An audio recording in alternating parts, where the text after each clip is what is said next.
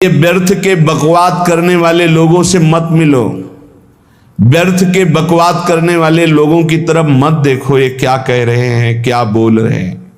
और तुम भी व्यर्थ का बकवाद मत करो। अपने समय को कीमती मान करके निरंतर प्रिया प्रीतम का नाम जप करो, उनकी गुण लीला गाओ, उनकी सेवा में रहो। कभी प्रपंच की बातें, कभी प्रतिष्ठा का चिंतन, कभी नाना प्रकार के मान सम्मान का चिंतन, ये घुसने ना पावे हृदय में। बहुत सावधान रहना चाहिए साधक को। ऐसी बातें देखो मत, ऐसी बातें सुनो मत जिससे तुम्हारा हृदय उद्विग्न होकर प्रभु का चिंतन छोड़ दे। बंद करो अभी। अन्य लोगों के संग का त्याग कर दो, जो भगवत विमुख वार्ता करते हैं, संत निंदा करते हैं, दूसरों की निंदा करते हैं। कुछ हाथ नहीं लगता, ये लोग दुर्गति को प्राप्त होने वाले हैं। भक्तन निंदा अति बुरी भूल करे जिन कोय, किए सुकृत बहु जन्म के छिन में दारे खोए। पर निंदा के किए ते नहीं आवत नहीं कछुआत, मूर्ख पर्वत पाप को ले चल अपने साथ। तो अलम कश्यापि संगत्या, ऐसा संग मत करो जिनके पास बैठने से भक्त निंदा, जन निंदा, भगवत निंदा हो। ऐसे से दूर रहो। अलम बंद कर दो ऐसे लोगों का संग। रात दिन हम श्यामा श्याम का नाम जप करेंगे, श्यामा श्याम के लीला गुण गाएंगे, श्यामा श्याम के ही धाम का शोभा का चिंतन करेंगे। जब तुम अपना जीवन श्यामा श्याम के चरणों में न्यौछावर कर दोगे तो पूरा भार श्यामा श्याम ले लेंगे और तुम्हारे हृदय में मस्ती आ जाएगी।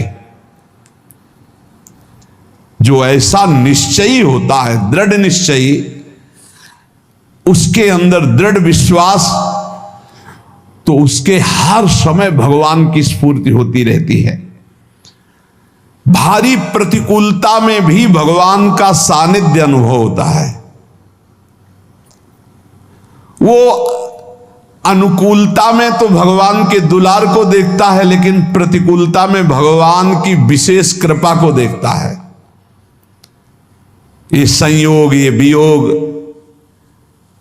संसार की ये द्वंद्वमयी वृत्तियां भक्तों के हृदय में नहीं चुभती। आए की हुज्जत नहीं, गए की तलाश नहीं, क्योंकि नित्य संयोग भगवत स्मृति के प्रभाव से प्रभु का रहता है। शोक, विषाद बहुत ध्यान देने योग्य विषय है।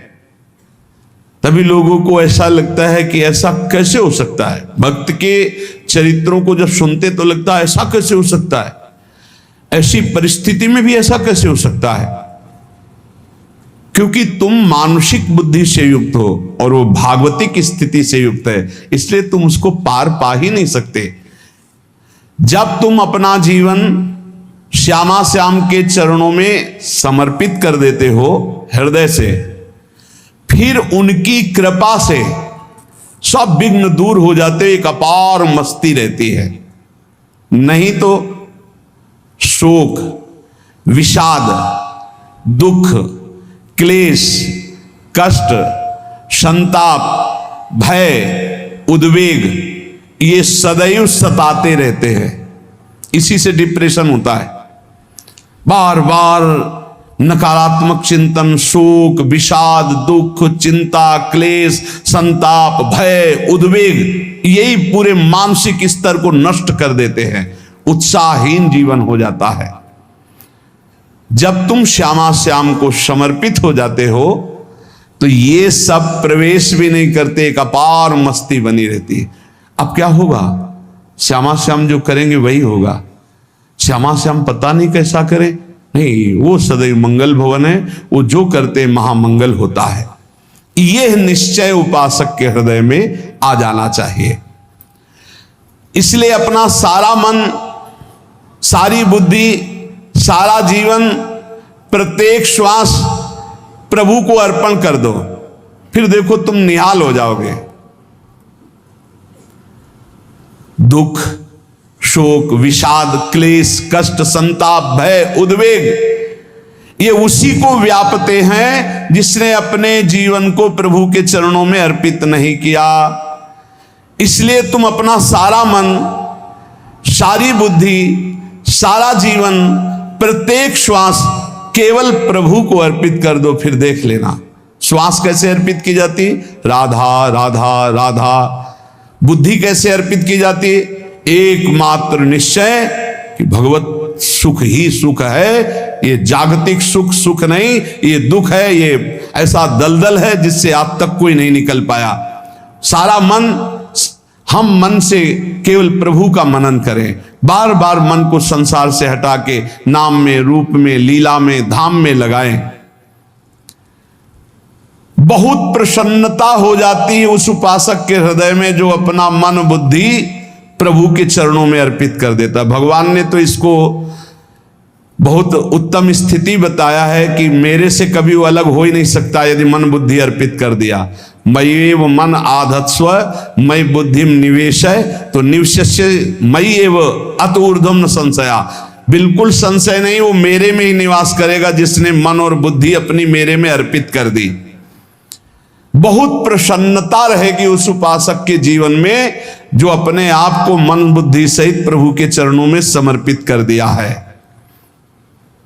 भगवान का आश्रय लेने वाले की पहचान है हर परिस्थिति में प्रसन्न रहना। देखो आप भगवद आश्रित हो कि नहीं, देखो अनुकूल परिस्थिति में तो सब प्रसन्न रहना, लेकिन प्रतिकूल परिस्थिति में प्रसन्न रहना ये भगवान के भक्तों का लक्षण है। हर परिस्थिति में प्रसन्न रहना ये भगवान के भक्तों का लक्षण है। आनंदगन भगवान का आश्रय मिलते ही आनंद छा जाता है हृदय में। उनके पास आनंद का अभाव होता ही नहीं है। जैसे सूर्य का प्रकाश उदय होते ही सूर्य का प्रकाश संपूर्ण अंधकार को नष्ट कर देता है, ऐसे ही भगवान का संपूर्ण आश्रय लेते ही सब दुख चिंता शोक नष्ट हो जाते, आनंद ही आनंद। तुम भगवान के मंगलमय रूप को नहीं जानते हो, पर उनके मंगलमय भाव को, विधान को मानना शुरू कर दो। जो भी होता है मंगलमय होता है। हमने जीवन में देखा है, अगर इधर कोई बहुत बड़ा सुख दिया तो देर नहीं लगेगी, 24 घंटे नहीं व्यतीत होंगे और ऐसे दुख दे देंगे, जिससे दोनों का समान भाव रख करके ना दुख में तुम भूलो प्रभु को, ना सुख में फूलो, सीधे भगवत मार्ग में चल। पूरे जीवन की बात देखा है, भगवान के मंगल विधान में सदा सर्वदा सुख ही सुख है, इस बात को मान के प्रसन्न हो जाओ।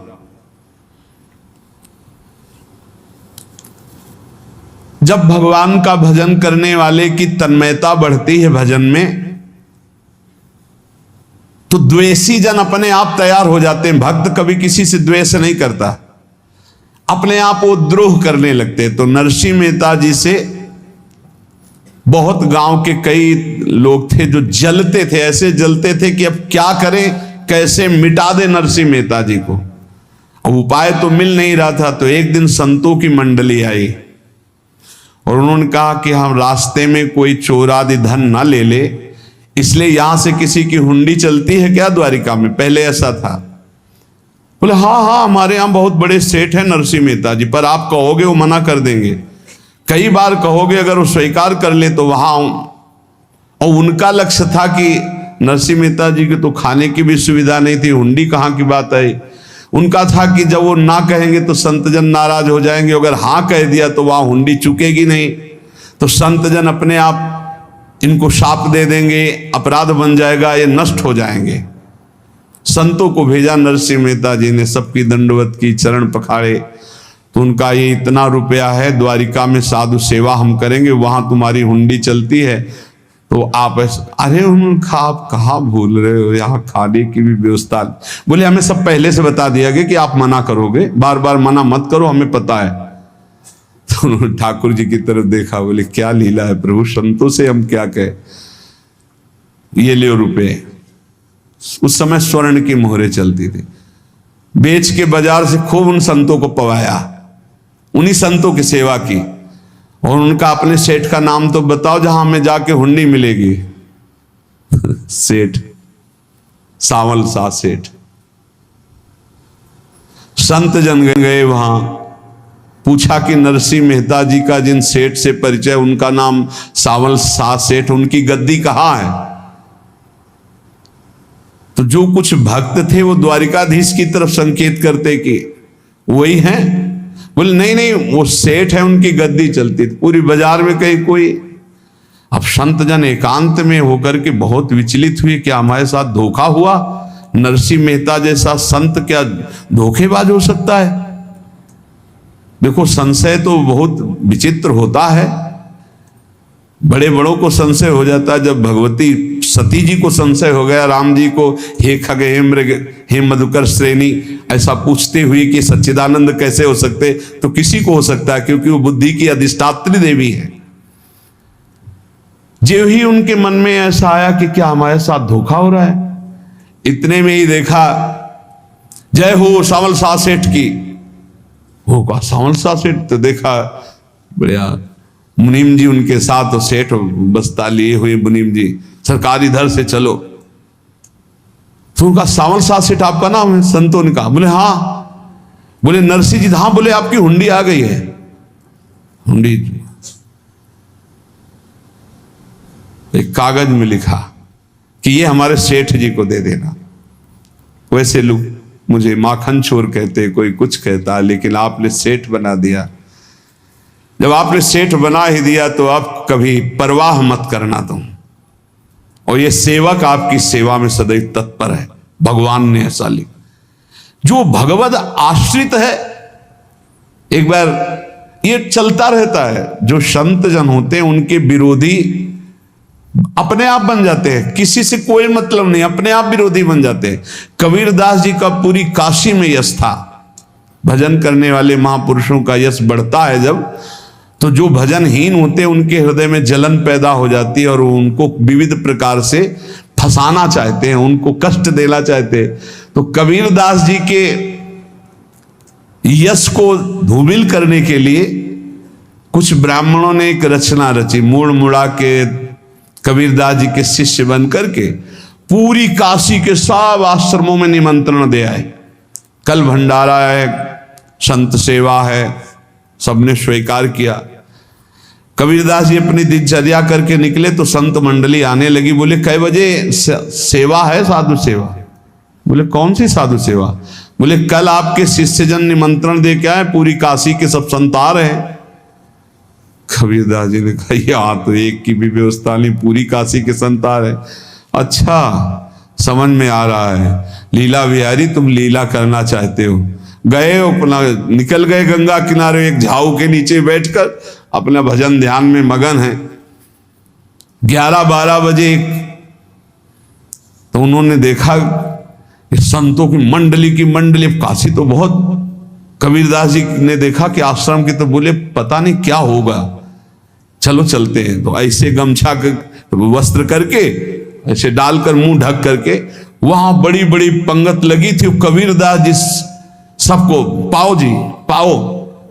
कबीरदास जी के रूप में स्वयं भगवान, पाओ जी पाओ। कबीरदास जी ने कहा अच्छा, जब स्वामी परस रहे तो हम भी बैठ के पा ले। तो जब उसी पंगत में बैठ गए अपना कपड़ा ढक करके, और जब मोहरे की दक्षिणा दे रहे थे सब लोग कि वाह कबीरदास जी ने आज तो साधु से सबको। जब कबीरदास जी के सामने आए तो ऐसे मुंह ढके, बोले देखो जो मेरा होता है उसे मुंह छुपाना नहीं पड़ता, मुंह ढकला नहीं पड़ता। लो दक्षिणा, तुम भी दक्षिणा लो। कबीरदास जी को कबीरदास जी दक्षिणा दे रहे, और वो कबीरदास जी है भगवान, और ये पाले वाले कबीरदास जी है भगवान के जन। कभी भगवान अपने, अरे जमाने जोर लगा ले, कितना जोर लगाएगा, भक्त और भगवान का झंडा कभी न झुकने पाएगा। बिल्कुल चिंता, शोक, भय, उद्वेग रहित जीवन भगवत आश्रित। तुम भगवान के मंगल विधान में सदा सर्वदा प्रसन्न रहो। अब ये विचार कर लो कि भगवान जो करेंगे तुम्हारा मंगल करेंगे। अब थोड़ा ऐसा बीच में लगता है कि अमंगल हो रहा है क्या, लेकिन पक्का समझो बहुत बड़ा मंगल उनका विधान होता है। बहुत ही उत्तम मंगल होता है भगवान के शरणागत का। भगवान हमारे विचारों वाले नहीं हैं, हमारे विचार प्राकृतिक है, भगवान के विचार चिदानंदमय हैं। वो अपने विचार से हमारा मंगल करते हो, हम अपने विचार से मंगल चाहते हैं। भगवान के विचार से मंगल ही हमारा होगा, इसलिए कभी हमको चिंता शोक भय नहीं करना चाहिए। भगवान की ओर से कभी तुम्हारे लिए ऐसा विधान नहीं होगा कि तुम दुखी हो जाओ, बस तुम्हारी सोच हो सकती है, उसका परिणाम बहुत मंगल होगा। जगत की ओर से निराश हो जाओ, किसी से आशा मत रखो, फिर आप देखो आपका जीवन कैसा आनंदमय व्यतीत होता है। ये जो जगत की आशा है यही दुख प्रदान करती, सच्ची जगत की आशा ही दुख प्रदान करती है। अगर जगत से कोई संबंध न रखा जाए और भगवत भाव में रहकर तो बहुत अच्छा जीवन चलेगा। अपने कर्तव्य का पालन करो, परिवार को भगवत स्वरूप मानकर पोषण करो, किसी से कोई संबंध मत रखो, कोई आशा मत रखो, यही अध्यात्म सिखाता है। अपने आप भगवत स्वरूप, सबका व्यवहार मंगलमय और आपका जीवन मंगलमय।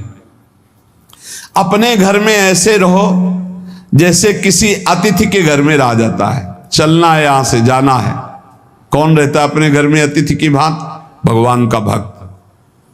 जाना है यहां से, अपनी प्रिया प्रीतम के पास जाना। ये हमारा घर नहीं है, यहां तो हम समय व्यतीत कर रहे हैं, अपनी आयु व्यतीत कर रहे हैं भगवत आराधना करते हुए। हमें जाना है प्रिया प्रीतम के पास।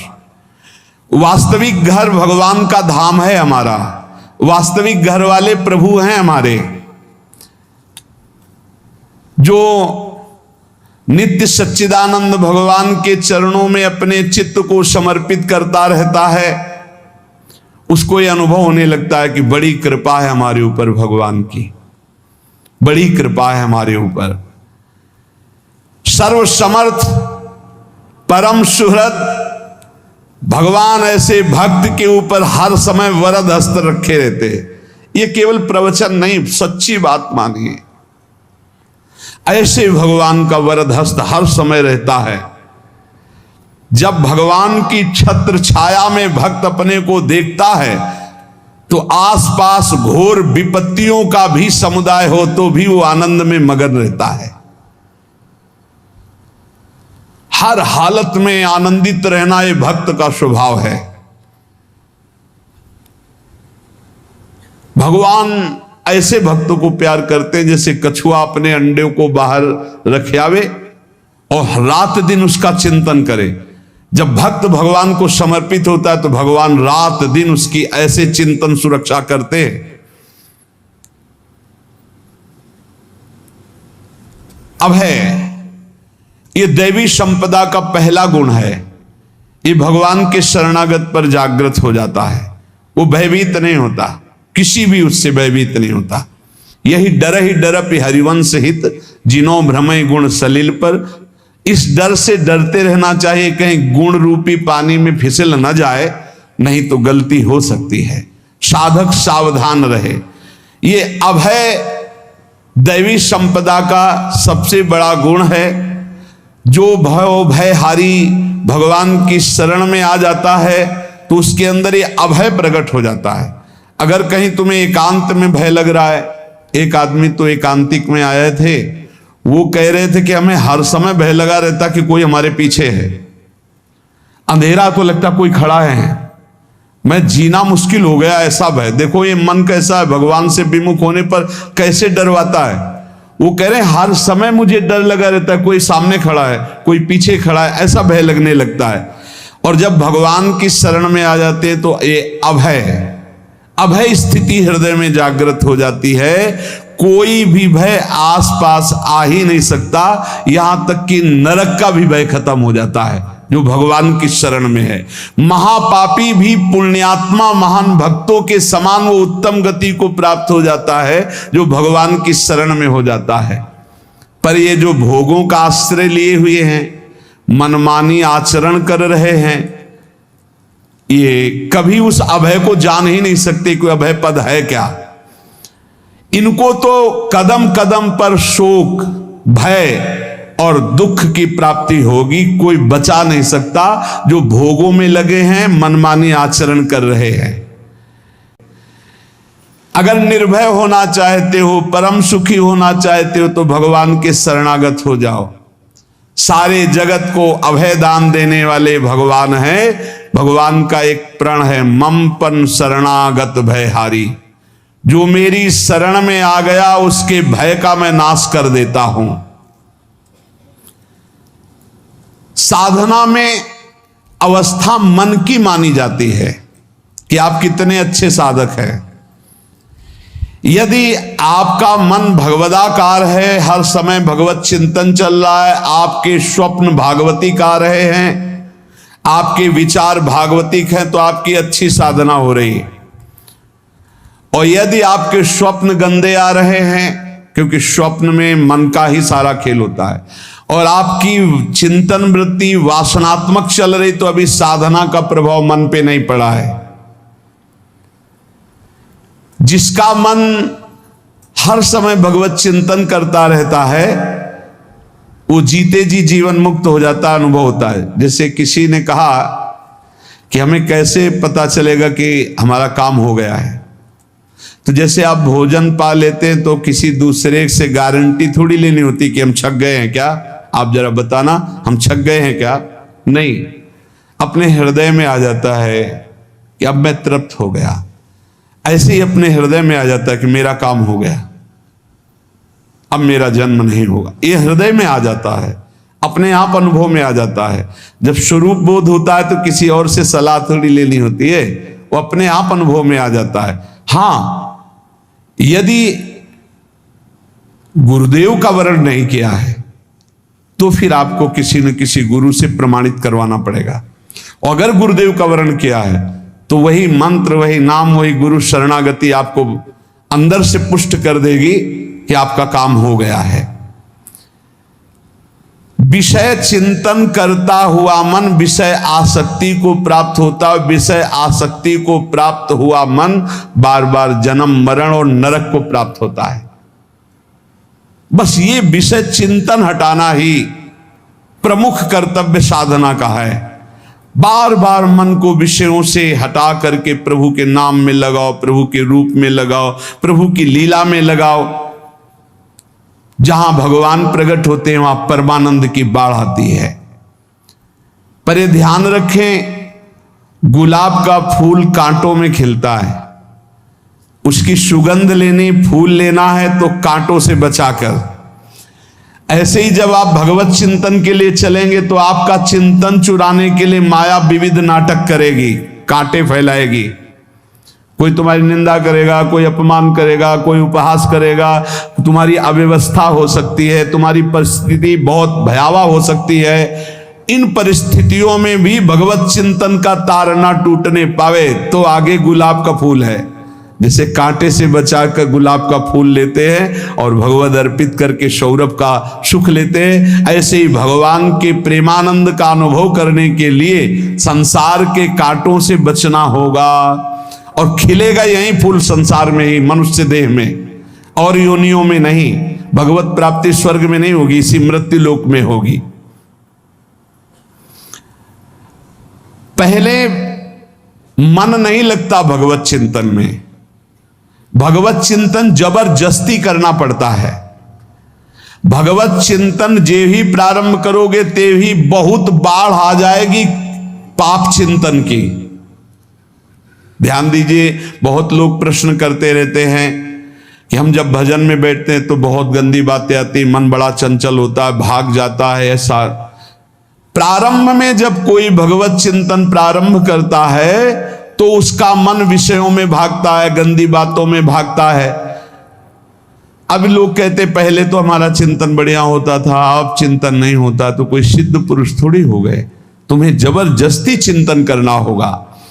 जगत के प्राणी में जहां मन जाए तो इसमें भी भगवान, पदार्थ में मन जाए तो उसमें भी भगवान। जहां जहां मन जाए वहां वहां भगवान देखो, या मन को हटाकर नाम मंत्र में लगाओ। ऐसे भगवत स्मृति जागृत की जाती, बार बार प्रयास करना होता है। कई लोग ये प्रश्न करते हैं कि हमसे बड़े पाप हो गए तो क्या हमें भगवान की प्राप्ति हो जाएगी? तो यहां कह रहे हैं भगवान किसी के पूर्व जीवन को नहीं देखते हैं, वर्तमान के भजन को देखते हैं। पकड़ो इस बात को। अगर वर्तमान में आज आप सुधर गए हो, नाम जप कर रहे हो, तो आप भक्त हो। ये गीता जी में भगवान ने कहा अपिचेत सुदुराचारो भजते माम अनन्य भाग साधुरेव समन्तव्या सम्यक व्यवसिता। ऐसा बहुत दुराचारी पहले रहा है, बाद में उसके मन में आ गया कि भगवान के सिवा हमारा कोई कल्याण करने वाला नहीं, हमारा कोई नहीं। तो भगवान कहते हैं मैं उसे साधु ही मानता हूं, उसे साधु बना देता हूं। भगवान किसी के पूर्व जीवन को नहीं देखते। बहुत बढ़िया बात है। कल तक हम क्या करते रहे भगवान नहीं देखते, आज क्या कर रहे हो ये देखते हैं। यदि आज आप भजन में लग गए हो, अच्छे आचरण कर रहे हो, तो आपको भगवत प्राप्ति हो जाएगी। भगवान ये नहीं देखते कि पूर्व में पुण्यात्मा रहा है कि पापात्मा रहा है। भगवान वर्तमान में देखते कि मेरा भजन कर रहा है, बस इसी से कल्याण कर देते हैं। पकड़ो इस बात को, तो कभी प्रश्न नहीं उठेगा कि क्या हमको भी भगवत प्राप्ति हो सकती है क्या। हमारा मन यदि श्री भगवान को चाहने लगे तो श्री भगवान हमारे मन में ही आकर बस जाएंगे। भगवान की रूप माधुरी में मन डूबने लगेगा। यथार्थ सत्य, जो भगवान से थोड़ा भी प्यार करने लगे हैं उनके हृदय में भगवान की उनकी भावना के अनुसार झलक आने लगी है। हृदय में प्रभु के आते ही अनंत जन्मों के संस्कारों का नाश हो जाता है। इसलिए तुम अपने पहले वाले घृणित जीवन को याद भी मत करो और उसको सोचकर जरा निराश भी मत हो। अमावस्या में घोर अंधकार रहता है, पर प्रातः काल में अंधकार नष्ट हो जाता है। ऐसे ही नाम का उच्चारण करते ही तुम्हारे जितने पाप अंधकार हो सब नष्ट हो जाएंगे। तुम चाहो कि एक क्षण भी प्रभु को ना भूलो। अब वर्तमान में ऐसी स्थिति बनाओ। जो प्रभु को नहीं भूलने की चाह करता है कि मुझे ऐसी स्थिति प्राप्त हो कि मैं कभी प्रभु को ना भूलूं, तो सच्चे मानो और कोई बात भगवान सुने ना सुने, ये बात जल्दी सुन लेते हैं। भजन की मांग करो तो बहुत जल्दी भगवान पूर्ण करते हो। भजन जिसका चलने लगा तो फिर लोक लोकांतर के सारी रिद्धियां सिद्धियां सुख वैभव तो उसके चरणों में लौटते हैं। जब हम प्रभु से प्रभु का स्मरण न मांगकर भोग मांगते हैं तभी हमारा भजन रुक जाता है, भजन नहीं चल पाता। यदि हम प्रभु से केवल भजन मांगे तो विश्वास करो ब्याज में सब हो जाएगा। मूल भजन तो आपका बचेगा ही, ब्याज में लोक लोकांतर के भोग आपके चरणों में लुटते घूमेंगे। आप भजन करके तो देखो। अरे घिघियाने की जरूरत नहीं, किसी से मांगने की जरूरत नहीं, भजन करके देखो सब ठीक हो जाएगा, सब अपने आप बन जाएगा। हम बहुत बड़ी भूल कर देते हैं कि थोड़ा भजन करके प्रभु से कुछ सांसारिक वस्तुएं, स्थितियां, परिस्थितियां बदलने की मांग कर लेते हैं, जिससे भजन छूट जाता है। प्रभु की स्मृति इतनी महान है कि जिन्होंने बैर भाव से प्रभु का स्मरण किया उनको भगवान की प्राप्ति हो गई। जैसे कंस आदि भगवान से बैर ही तो रखते थे, लेकिन भगवान की स्मृति रहती थी। स्मृति ने उनको भगवत प्राप्ति करा दी। स्मृति में महान सुख है, पर वो जब भक्ति रस से युक्त स्मृति होती तब माधुर्य रस, प्रेम रस का अनुभव होता है। कल्याण तो वैर भाव से स्मरण करने वालों को भी प्राप्त हो गया। यदि आप भक्त हो और ये चाहते हो कि आपकी भागवती की स्थिति बहुत जोर की हो, तो हम आपसे प्रार्थना करते हैं कि रोज प्रभु से एक ही बात मांगिए, मुझे अखंड स्मृति दीजिए। अर्जुन जी को पूरी गीता जी सुनने के बाद यही मिला, नष्टो मोहा स्मृति लब्ध्वा। स्मृति, प्रभु आप हम पे ऐसी कृपा कर दो कि हमारे हृदय में किसी और व्यक्ति, वस्तु, स्थान की स्मृति न रह जाए, केवल आपकी स्मृति रह जाए। ये चाह भगवान बहुत जल्दी पूर्ण कर देते हैं यदि उपासक हृदय से ये बात मांगे। भगवान की कृपा से ही ऐसा हो सकता है कि अखंड स्मृति ये कर्म फल से नहीं मिलती है। प्रभु के प्रति निर्भर होकर जो दैन्यता पूर्वक प्रभु से मांगता है और हर समय अभ्यास करता रहता है भगवत स्मरण का, उसको ये स्मृति मिलती है। और स्मृति मिल गई तो इससे बड़ी कोई स्थिति नहीं, हर समय भगवान का स्मरण।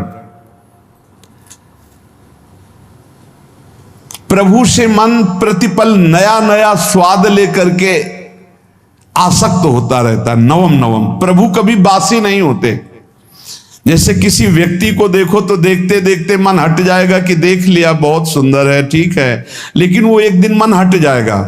और प्रभु की सुंदरता नवम नवम है, प्रभु के नाम का स्वाद नवम नवम है, प्रभु की लीला का स्वाद नवम नवम है, प्रभु के धाम की शोभा नवम नवम है।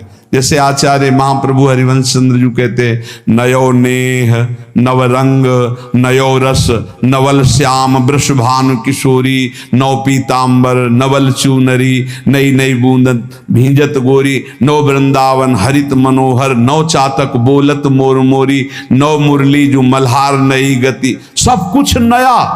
तो नवम नवम प्रभु प्रतिपल नवम नवम प्रभु का रूप, प्रियाजू का नवम नवम, अबहीं और अबहीं और अबहीं और है।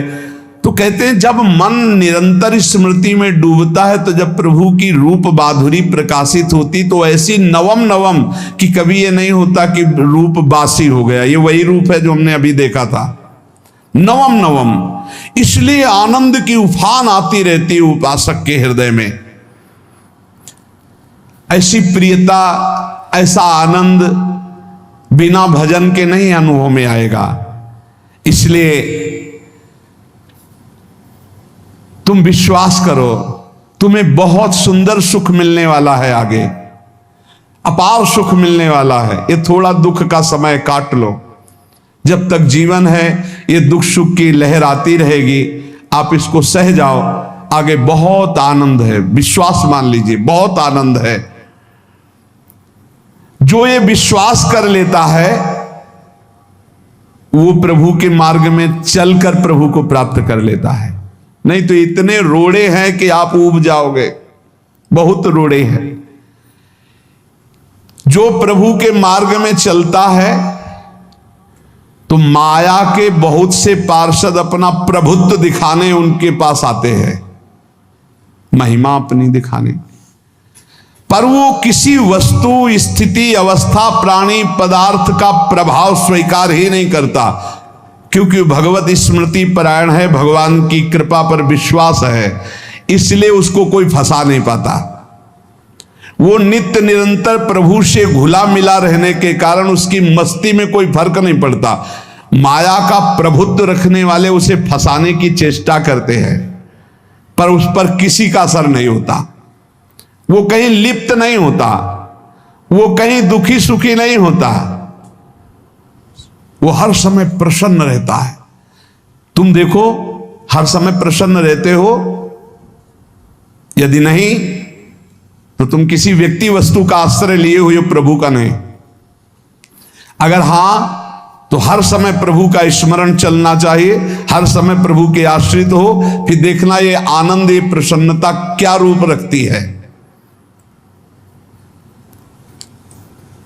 बड़े बड़े मस्त संतों को देखा, मस्त एकदम ऐसे उन्माद में मस्त। हे, उस सुख के लिए ललचाओ, कब तक जन्मते मरते रहोगे, कब तक बार बार दुख भोगते रहोगे, कब? बड़ा प्रपंच है ये। भगवान का स्मरण परम पुण्यात्मा पुरुष का हृदय माना जाता है, बहुत पवित्र हृदय, बड़ा पुण्यात्मा हृदय जिसमें भगवान का स्मरण। भगवान का विस्मरण पापात्मा पुरुष, भयानक विपत्ति दुर्भाग्य आते हो।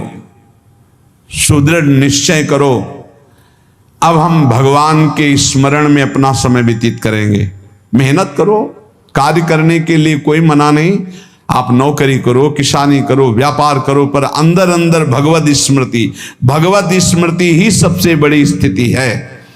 अब चाहे हम जीवित रहें, चाहे हमारे मरण जैसी विपत्ति आ जाए, चाहे सब हमसे हट जाए, चाहे सब हमको नमन करें, अब हम दृढ़ निश्चय करके केवल भगवान के स्मरण करते हुए इस संसार के बीच समय व्यतीत करेंगे। अब हम चूकने वाले नहीं। ये नियम लीजिए, चाहे जीवन रहे या ना रहे, चाहे मरण जैसा कष्ट आ जाए, चाहे सब वियोग हो जाए, सब चले जाए, चाहे सब संयोग हो जाए, सब नमन करें, अब हम प्रभु का स्मरण नहीं छोड़ेंगे।